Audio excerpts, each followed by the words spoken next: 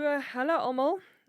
My naam is Leo. Ek is van Mondia Woodlands af. Ek is die eenheidsbestuurder van ons recovery eenheid waar ons basies baie te doen het met ouetjies wat substansie misbruik. So of dit nou dagga of alkohol of enige soort van dwelm is of enige afhanklikheidsversteuring is. So ek ken nou al vir Andrei omtrent vir 5 jaar lank. Hy's vir my baie spesiaal. Hy lê my regtig baie na in die hart. Ah, Hy's vir my soos basies soos 'n groot boetie, wat ek regtig na altyd kan opkyk. En basies hoe ek vir Andrei geleer ken het is natuurlik by die werk, maar ook as gevolg van sy storie. So op hierdie stadium as ek en Andrei verby mekaar loop in die hospitaal, dan sit altyd net 'n vinnige drukkie en is so hoe gaan dit en die antwoord altyd is maar goed.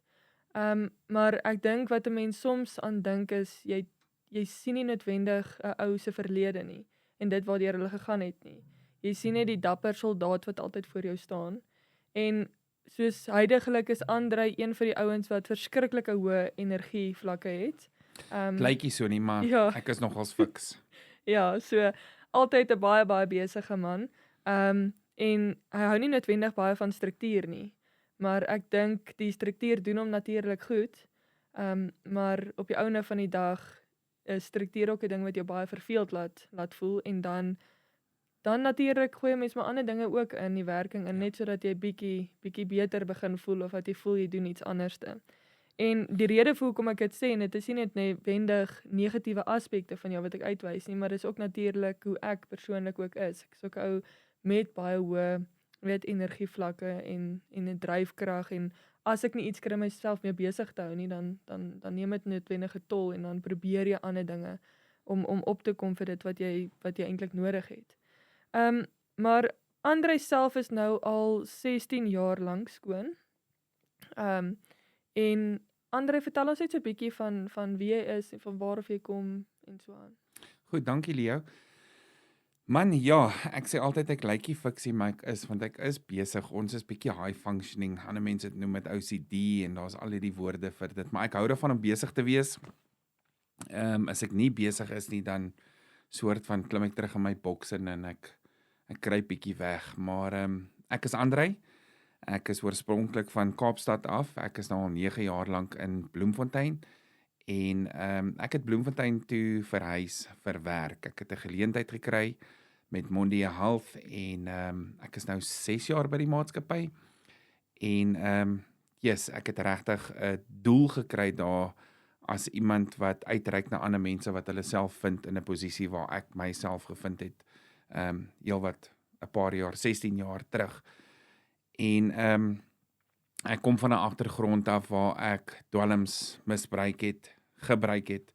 Ek dink enige iemand wat uit daai agtergrond uitkom, sal kan vergelyk, maar ek dink nie jy misbruik dit net nie. As jy dit gebruik, dan misbruik jy dit oor die algemeen. En ek het so 'n bietjie van alles gedoen en ek het gekom tot op 'n punt van my lewe en ons sal seker nou 'n bietjie meer daaroor praat wat ek net besluit het. Ek is moeg van moeg wees en dis tyd om my lewe te verander. Ja, en nou sit ons hierso, lekker rond en gesond en vol energie en ons is besig om 'n verskil te maak in baie ander mense se lewens. En ja, deel van die span by Mondia Health. Ek is die Continuous Care Coordinator, ek is ook 'n terapeut, deel van die terapeutiese span, gesertifiseer as 'n beraader, maar ek spesialiseer regtig in substansie mishandeling. Nou Andrei, sê vir my, jy praat net so van die substansie, maar natuurlik is daar baie tipe substansie wat 'n mens kry. Ja.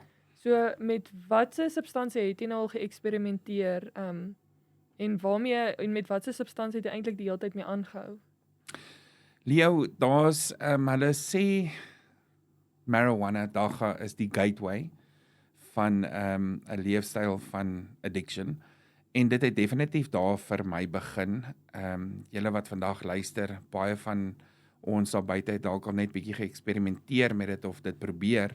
Ek sê altyd as ek hierdie bewusmakingsgeselse doen, dan sê ek altyd as jy al ooit probeer het of as jy van iemand weet wat dit dalk gedoen het, steek jou hand op, jy weet, en daar's altyd 70% van die mense in die kamer wie se hande opgaan. Maar dit het begin by dagga en dan natuurlik as jy jouself assosieer met mense wat sulke goed gebruik, dan is jy blootgestel aan mense wat ander dinge gebruik. Maar meestal by dae begin, ek het bietjie eksperimenteer met die ecstasy en die LSD en kokaine en al daai goedjies en crack cocaine soos wat ons dit ken, maar die groot ding was eintlik maar crystal meth gewees. Ons ken dit ook as tik, crystal meth en amphetamines, ja. So dit is maar daai wat hulle net so meng met mekaar en dan het jy dit gerook of gespuit Ja, of ek het dit gerook, Leo. Jy kan dit ook snyf en jy kan dit ook spuit, maar ek het crystal meth gebruik vir 18 jaar lank. En dit was maar die groot ding gewees en saam met dit dagga heeltyd. Die ander goedjies was maar net meer van sosiale eksperimentasies tussenin. So was daar 'n rede gewees vir hoekom jy initieel begin het om substansie te gebruik? Want soos ek vorentoe gepraat het, basies het ons albei die hoë energie dryf en die feit dat as ons verveeld is dan wil ons daai aanvulling hê. Maar ek bedoel ons almal is nie dieselfde nie. So is daar iets spesifiek wat jou getrigger het wat dit as 'n resultaat gehad het of wat het gebeur? Ja, dis 'n baie interessante vraag, Leo, en ek dink die realiteit kom daarop neer dat enige iemand kan beïnvloed word. So dis regtig 'n faktor in 'n jong persoon se lewe, skole vandag se tyd ensovoorts, maar ek kan vandag hier vir julle sit en sê dat ek het my eie uitdagings gehad en ek het, glo my, ons was dink my ma, ek was deur 12 verskillende skole in my skoolloopbaan. My ma was 3 keer getroud gewees. Ek het geen verhouding met my pa van 'n jong ouderdom af. Ek en hy het inteendeel 2 jaar terug gereconcile en ons verhouding weer reggemaak. En ja, maar ek kan vandag hier sit en vir jou sê dit was al hierdie faktore en skole en my ouers wat heeltyd geskei en getrou was en al daai dinge. Maar op die einde van die dag het ek verantwoordelikheid vir my eie keuses. En ek was beïnvloed definitief. Ja, daar was dinge gewees wat my getrigger het as such en ek het aanvulling gesoek op al die verkeerde plekke vir die verkeerde redes in die verkeerde manier. Maar ek dink ek is in 'n goeie plek om te sê ek vat voluit verantwoordelikheid vir al my keuses wat ek gemaak het. Inteendeel, ek gaan nou vir julle 'n bietjie meer vertel van myself nou, maar inteendeel sê ek altyd dit is wat dit gevat het om te kom tot waar ek vandag is, dan was dit die moeite werd. Ja, verseker. Die hele journey. Het jy begin gebruik toe jy in hoërskool al was, die substansie? Ja, ek sal sê hoërskool, vroeg hoërskool het dit begin. Jy weet, ons het begin met sigarette en dan het een van die ouens 'n bietjie dagga gehad en almal experiment ons met 'n bietjie van dit en so het dit gelei na die volgende ding toe, van een na die ander. En misdaad, enige misdaad wat ten opsigte met gesamentlik met die substans gebruik? Nee, definitief. Ek was toegesluit gewees 'n paar keer. Ek was definitief betrokke gewees by misdaad. En dit het alles na einde toe gekom. Ek was 'n paar keer toegesluit vir misdaad wat gepleeg was rondom alles was eintlik maar dwelms related. En toe word ek aangekla vir 'n paar sake en dit was toe nou so erg gewees dat ek nie eers borg gekry het nie en 8 maande op gehoorafwagting gelê het by, ons noem dit gelê het of toegesluit was by Maximum in Pollsmoor gevangenis. En daai 8 maande het ek glad nie borg gekry nie. Dit was 'n skedule 6 saak gewees. En ja, ek sal 'n 12 jaar gevangenisstraf gekry het, waarvan ek toe op die einde van die dag 3 jaar en 3 jaar gekry het, maar dit al 3 saamlopend in een geloop. En van daai 3 jaar het ek 2 jaar en 8 maande gedien as gevolg van betrokkenis by bendeaktiwiteit. So dan was die syndikaate gedeelte.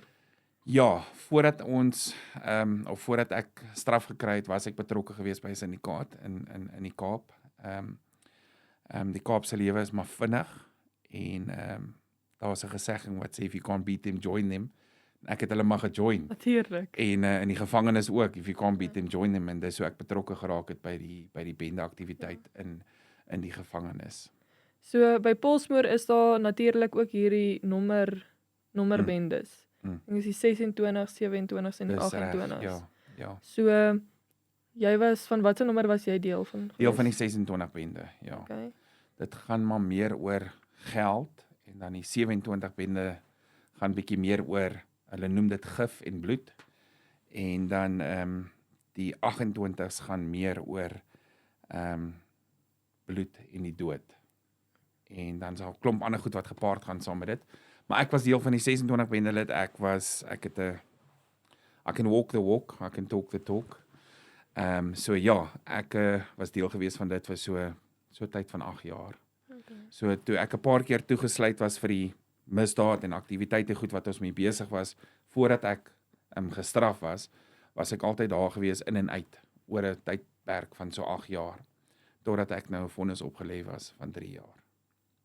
So mettertyd het jy natuurlik het dinge baie verander in Polsmoor met betrekking tot die nommers. Ja.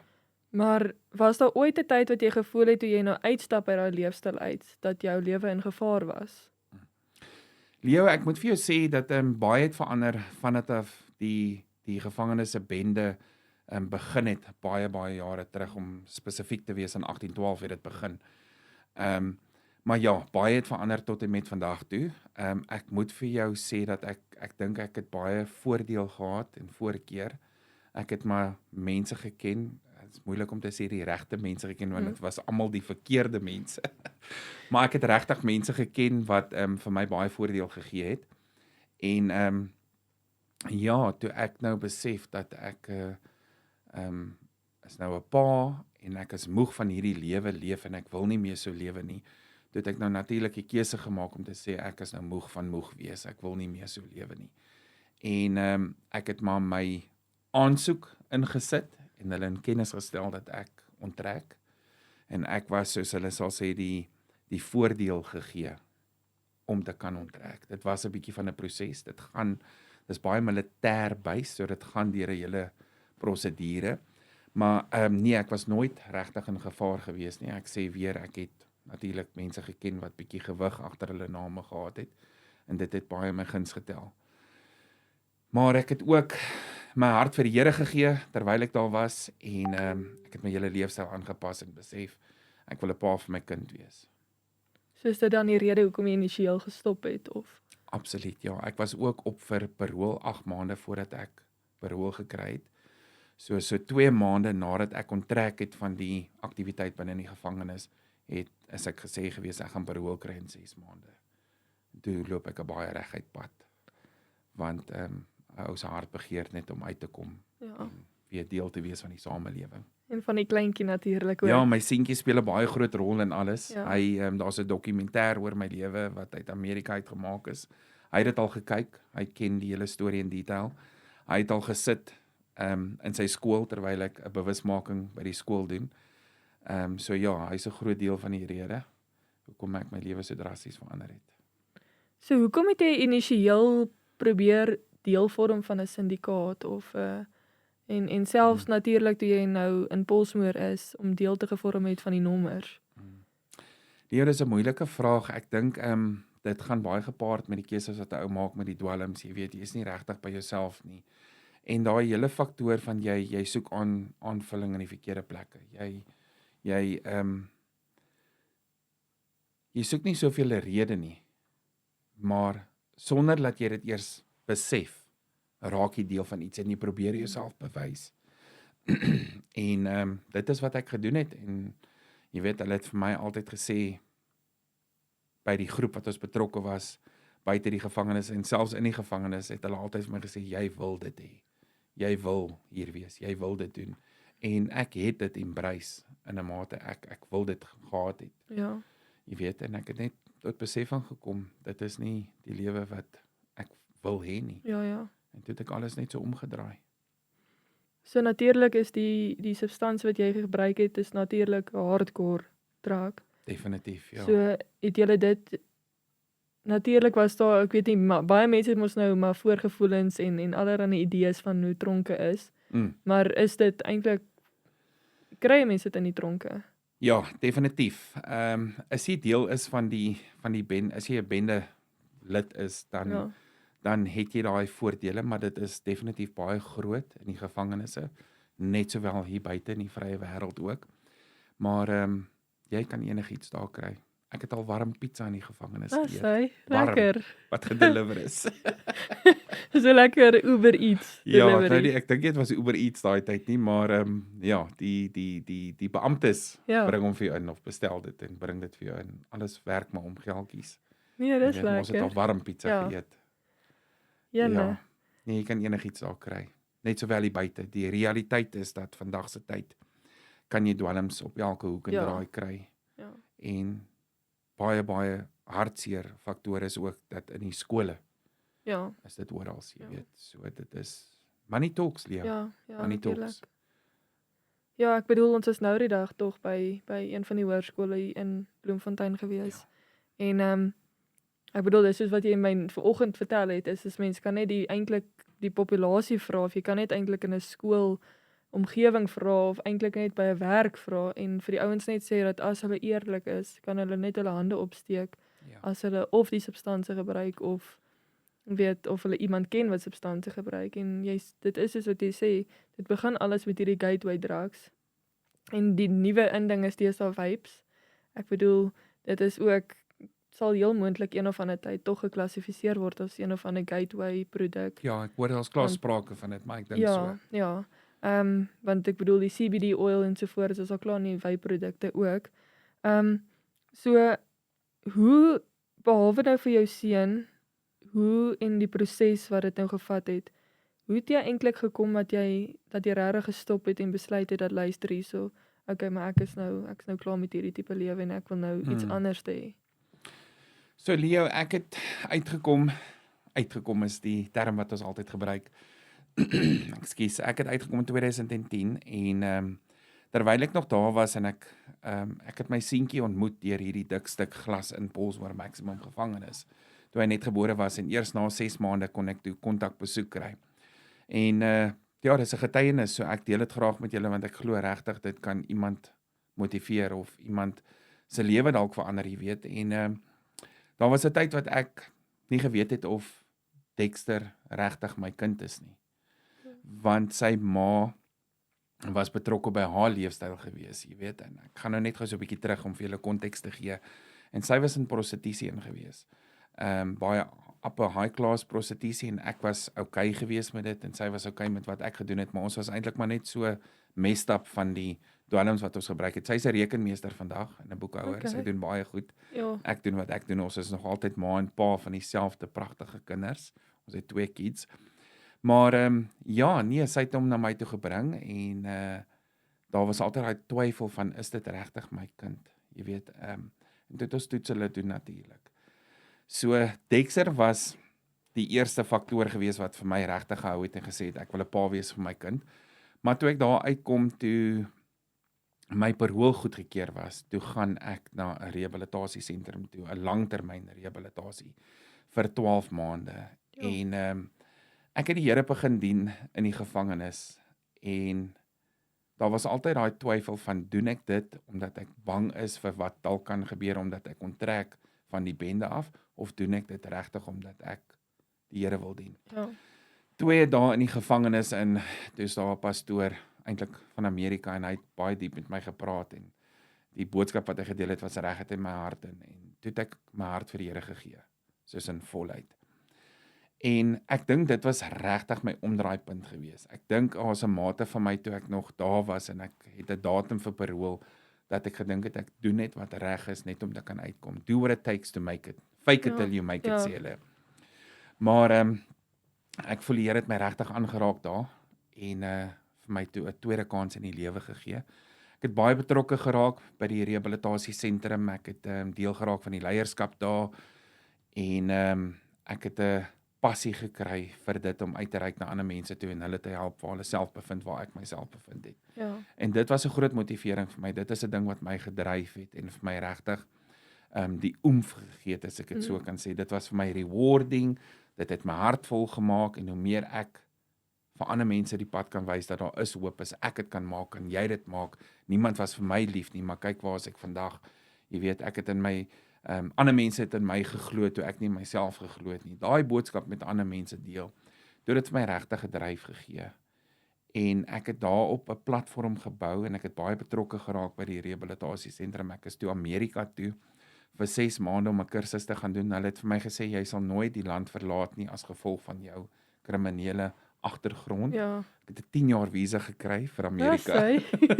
Eintlik verval hy volgende jaar en ek is 2016 Amerika toe vir 6 maande en net regtig 'n groot passie ontwikkel vir ek wil sê restaurasie te sien in mense se lewens, jy weet. En daar is so baie mense wat blootgestel is aan dit. So ek hoop dit antwoord jou vraag. Ja, nee, dit doen definitief. Ja, en tot vandag toe doen ek dit nog. Ja. Het jy enigstens voor die tyd, want ek wonder nou net, dit is natuurlik ons neem ook omdat ons 'n recovery eenheid het, baie oudjies op en daar is tog herhaaldelike opnames.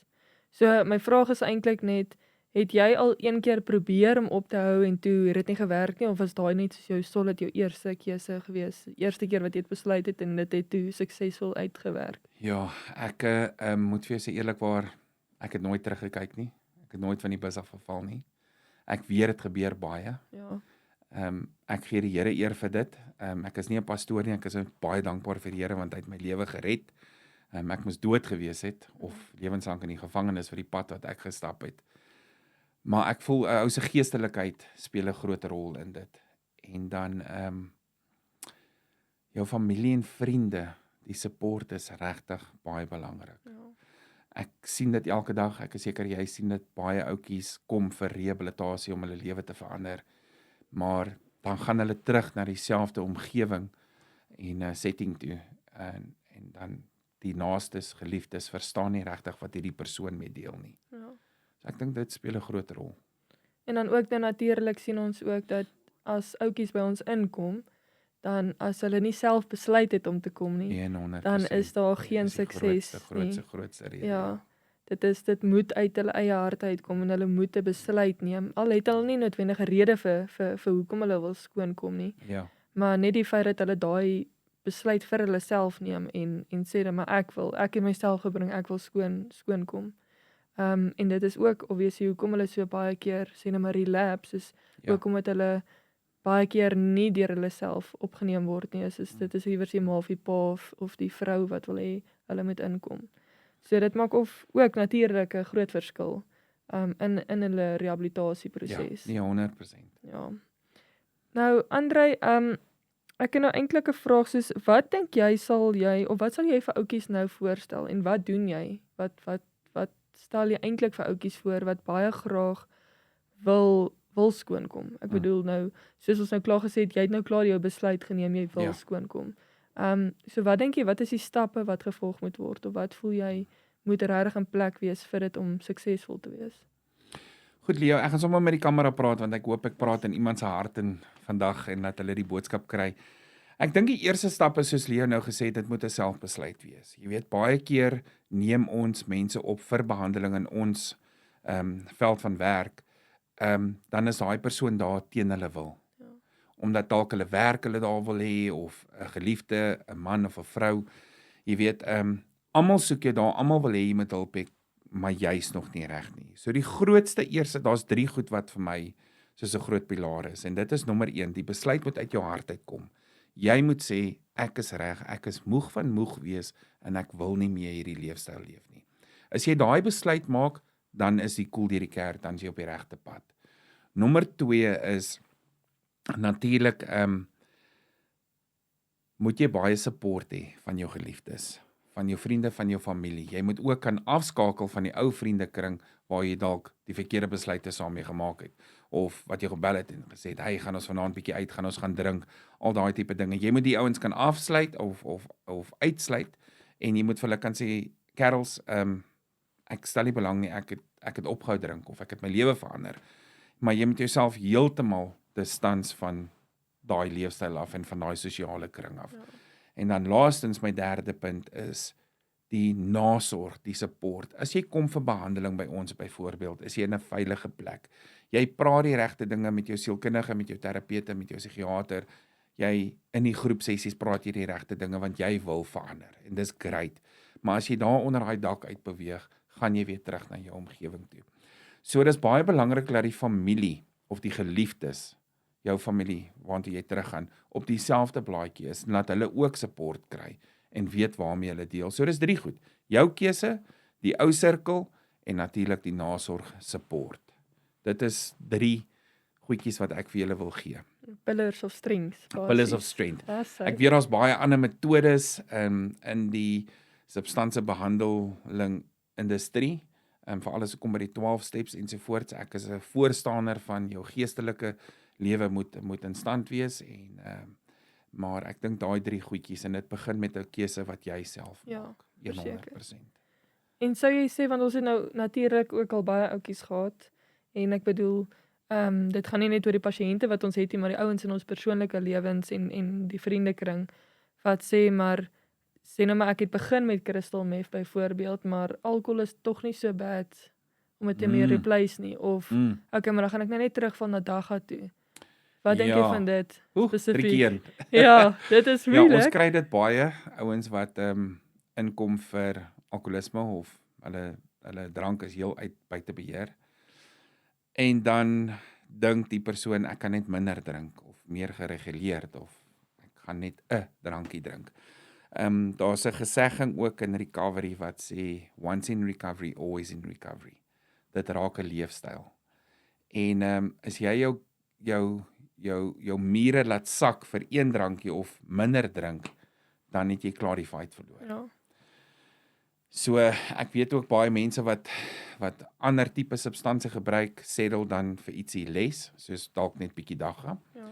Maar die aard of die feit van die saak bly net dat a mind-altering substance will always alter your mind for the worse.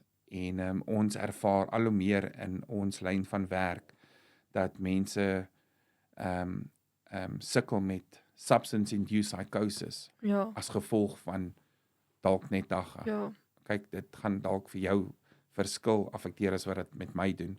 Maar dis 'n groot realiteit in vandag se tyd. Dagga is ook nie net meer 'n natuurlike dagga nie, die goed is synthetically and genetically engineered, very chemically based. Maar nee, ek dink as jy 'n keuse maak om jou lewe te verander, dan doen jy dit. En jy settle for nothing less. En nou dat jy so praat van die psigose, substance-induced psychosis, is eintlik een van die groot dinge wat 'n mens nou huidigelik sien wat eintlik wat verskriklik uitkom. Ja. En dit is nie net by groot mense nie, dis by kinders ook. Absoluut. En soms gaan dit tog so ver of omdat hulle nie ophou nadat hulle gegaan het vir behandeling nie of omdat hulle natuurlik 'n bietjie sterker dagga kry, dat daai tipe simptome raak dan 'n kroniese ding wat hulle dalk met die res van hulle lewe moet spandeer en dit maak hulle ook nou natuurlik prone tot ander dinge, tot ander tipe gedrag, tot ander substansie. Want soos jy sê, ons ook maar altyd maatjies wees wat kanse met jou vat om jou in iets anders in te druk as wat jy eintlik in wil wees. Ja. Ons het die Vrystaat Substansie Forum. Ek het die voorreg om die voorsitter te wees van dit is nou my 3de jaar. En dit is nou al die departemente, SAPS en al die behandelingssentrums of fasiliteite wat werk in hierdie veld van substansiemisbruik. En dis regtig 'n voorreg om deel te wees van daai groep, maar ons sien al hoe meer, soos jy nou gesê, die jonger spanne, kinders wat nog op skool is, wat psigoses ervaar as gevolg van net dagga of substance-induced psychosis. So dis kommerwekkend, dis erg. En dit raak nie beter nie, dit raak al hoe erger. En natuurlik met die substansmisbruik is ook nou natuurlik die ouetjies wat nog steeds soos in jou dae nog steeds na spesifieke syndikaate toe gaan en dan natuurlik daar vir hulle of werk of natuurlik as hulle baie goed daarin is dan raak hulle ewen, hoe kan ek nou sê, die leiers van die groepe. Yes.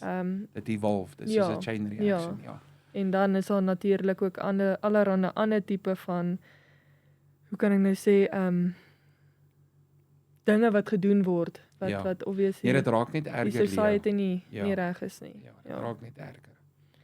So basies die laaste vraag wat ek jou wil vra, Andrei, is as jy nou vir jou jonger self iets kon sê, jy weet in daai tyd wat jy nou besluit het om dit te gedoen het of eintlik in enige tyd tydens die proses, wat sou dit wees?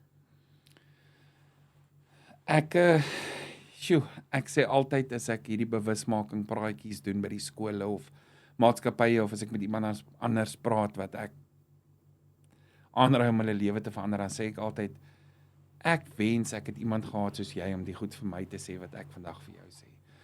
So jong man, jong dame, ek wil vir jou vandag daar buite sê dat dis jou lewe waarvan ons praat en as jy weet van iemand wat sukkel met substansie, maak nie saak wat dit is nie.